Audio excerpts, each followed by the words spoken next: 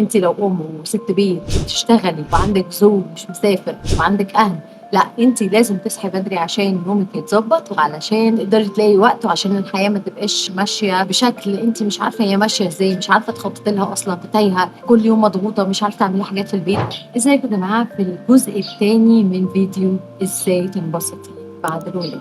اكتر حاجه هتفرق في حياتك فعلا بعد الولاده ان انت يكون عندك وقت، ان انت تقدري تتنفسي شويه بعيد عن البيبي، ان انت يبقى ليكي مي تايم بتاعك، هو ان انت تصحي بدري.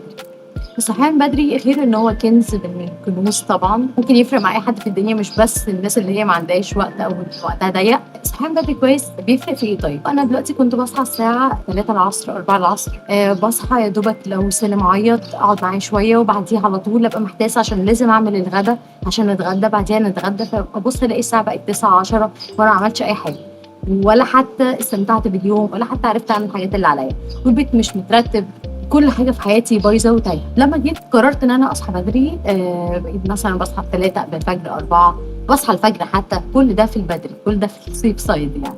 بصحى مفيش غدا، مفيش حاجه ورايا، مفيش حد مثلا يكلمني فيعطلني، بصحى الدنيا بتبقى رايقه، بشوف سالم مثلا لو صحى، بقعد معاه شويه، بعديها على طول يعني بعديها بساعه ساعه ونص بيبقى عايز ينام، فبنيمه زي دلوقتي حالا. قدرت ان انا اصور بحيث ان انا لسه منيماه وفي نفس الوقت في وقت ليا. عملت لنفسي روتين بحيث ان انا اهتم بنفسي شويه، حتى لو نص ساعه بس، ان انت تهتمي بنفسك شويه، تلبسي كويس، ده بيفرق في نفسيتك جدا جدا. لو عايز تقعدي تتفرجي على اليوتيوب، تتفرجي على فيلم مثلا، طبعا خساره ان انت تقعدي تتفرجي على فيلم، فكره ان انت بيبقى ليكي وقتك الخاص ان انت تعملي فيه اللي انت عايزاه، ده بيفرق في نفسيتك جدا حتى لو نص ساعه بس. كل الوقت ده اللي انا عملته بعيد عن الغدا، مفيش غدا بيجري ورايا، مفيش يوم بيجري ورايا، مفيش حد بيجري ورايا، الدنيا رايقه، الدنيا فاضيه، الدنيا هاديه، مفيش اي حاجه، مفيش اي نوع من الضغوطات. اليوم لسه طويل، فكره ان اليوم لسه طويل، فكره ان الساعه اصلا من الفجر لحد الساعه مثلا 10 الصبح بمثابه يوم كامل تقدري تعملي فيه حاجات كتير جدا. كل ده يا جماعه بيفرق في النفسيه جدا. عن تجربه شخصيه فرق معايا جدا الصراحه، وحاسه ان الدنيا اروق شويه، حاسه الدنيا احسن شويه. غير لما بصحى المغرب وكل حاجه بتجري ورايا وما بقدرش اعمل كل المطلوب مني، ولا بقدر حتى اقعد مع نفسي شويه. فدي حاجه هتفرق في حياتك جدا، ويا ريت تعمليها فعلا. ورجعت لكم تاني، ابني عيط فقلت له مفيش مشكله ان في حاجات تحصل توقف لك جزء من وقتك، عادي جدا، بس المهم يبقى عندك اصلا وقت خاص. فكره ان انت تصحي تشوفي الطبيعه قدامك، تسمعي صوت العصافير، تسمعي الهدوء اللي بيبقى في الدنيا شويه. والله عندك بلكونه افتحيها، اول ما تصحي افتحيها. عندك شبابيك افتحي الشبابيك، اقفي في البلكونه ان شاء الله 10 دقائق بس، هيفرقوا معاكي جدا. اشربي مشروبك المفضل، اقري كتاب، اقري صفحه واحده من كتاب بس.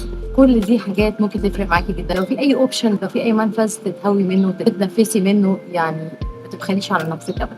طبعا هتقولوا لي ان الحاجات دي للناس الرايقه وانت قاعده رايقه وما وراكيش اي حاجه، بل بالعكس الحاجات دي الناس المهمومه هموم الدنيا كلها، عشان تقدر ان هي تبقى احسن، وعلشان تقدر ان هي تكمل حياتها كويس. لازم لازم لازم يبقى في متسع من الوقت، حتى لو نص ساعه، مش هقول لك اليوم كله. لو في اي لحظه حاولي تستغليها. فمش فكره ان انت شخص رايق ولا ان انت ما وراكيش حاجه ولا اي حاجه من دي، لازم يبقى في وقت ان انت تتفرجي فيه عن طاقتك، حتى لو مهمومه من الدنيا كلها جواكي. فكره صحيان بدري، يعني لو في حد عنده الاوبشن ان هو يصحى بدري، دي حاجه جميله جدا، وبجد انا جربتها وبتفرق جدا في الحياه، بتفرق جدا في كل حاجه. الرسول عليه الصلاه والسلام قال اللهم بارك لامتي في بكورها، يا رب الحديث يكون صح.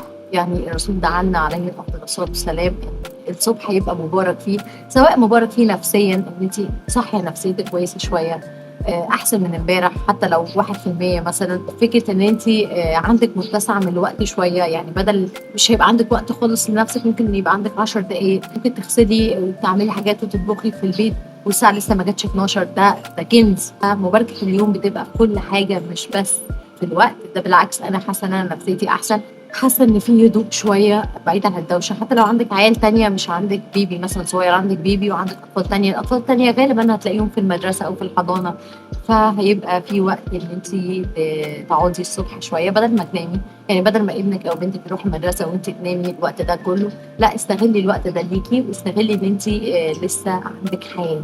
ففكره ان يبقى في اطفال اصلا، ده بتخلي الحياه عند الست او الام قليله شويه. يعني حتى لو هي بتشتغل فهي هتشتغل ولو كان شغل هي ما بتحبوش قوي مثلا فهي تشتغل وترجع، مش هيبقى في وقت اطلاقا لنفسها.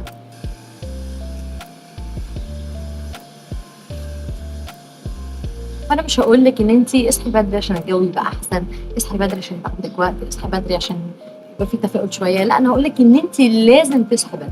انت لو ام وست بيت تشتغلي وعندك زوج موجود مش مسافر وعندك اهل، لا انت لازم تصحي بدري عشان نومك يتظبط وعلشان تقدري تلاقي وقت، وعشان الحياه ما تبقاش ماشيه بشكل انت مش عارفه هي ماشيه ازاي، مش عارفه تخططي لها اصلا، ماشيه كده تايهه.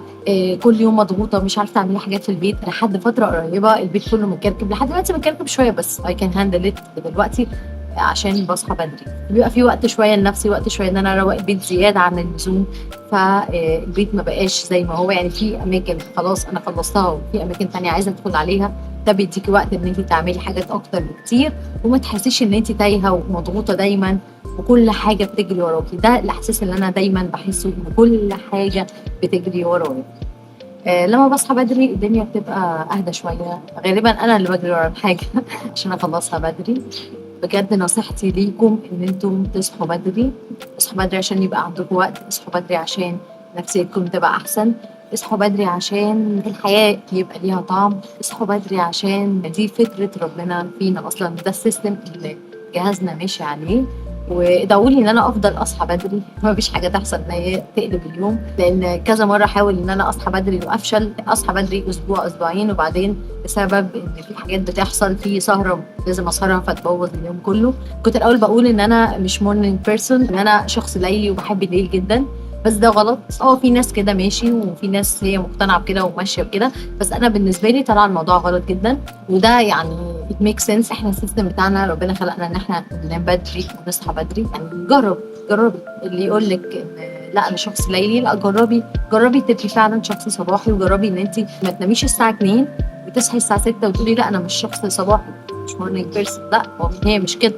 هي ان انت تنامي وتاخدي جزء كافي من الراحه والنوم وتصحي بنفسيه هاديه، تصحي من غير منبه يقعد يزن عليكي وتعملي سنوز، تصحي احسن من كده شويه وبيبقى عندك طاقه ان انت تكملي بيها بقيه اليوم. ساعتها هتعرفي بجد انت مورنينج بيرسون ولا فعلا طلعتي بتحبي البيت.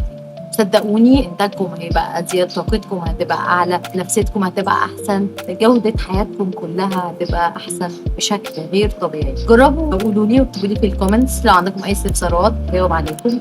صباحكم اسعد باذن الله. كانت معكم كل فتي.